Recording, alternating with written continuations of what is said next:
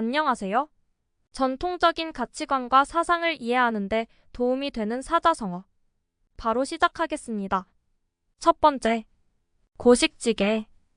당장의 어려움을 피하기 위해 임시방편으로 취하는 대책을 의미합니다.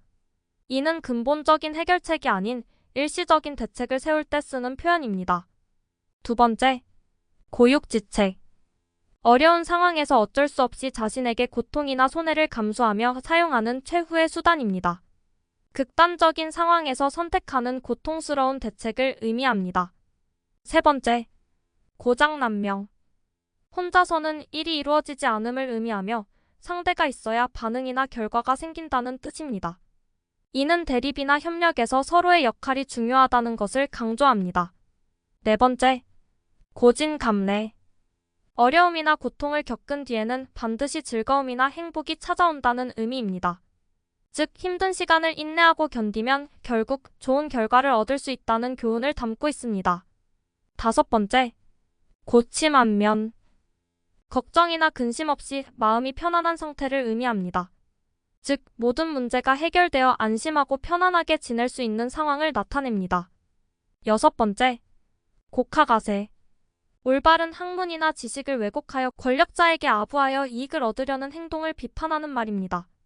즉, 자신의 이익을 위해 진리를 왜곡하거나 잘못된 행동을 하는 것을 경계하는 의미입니다. 일곱 번째, 골육상잔. 가족이나 가까운 사람들이 서로 상처를 주고 싸우는 비극적인 상황을 의미합니다. 이는 형제나 같은 나라 사람들끼리 갈등하거나 분쟁하는 것을 비유하는 데 사용됩니다. 여덟 번째, 공전절후. 이전에도 없었고 앞으로도 없을 일이라는 뜻입니다. 이는 그만큼 특별하고 유일무이한 상황이나 사건을 가리키는 표현입니다. 아홉 번째, 과유불급. 어떤 일이든 지나치면 오히려 해가 되어 부족한 것과 다를 바 없다는 의미입니다. 적당함과 균형의 중요성을 강조하는 말입니다. 열 번째, 과전이야. 오이밭에서는 신발을 고쳐 신지 말고 오얏나무 아래에서는 모자를 고쳐 쓰지 말라는 뜻입니다.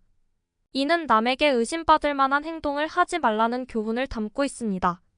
즉, 오해를 사지 않도록 조심하라는 의미로 사용됩니다. 오늘은 여기까지입니다. 감사합니다. 좋은 하루 되세요.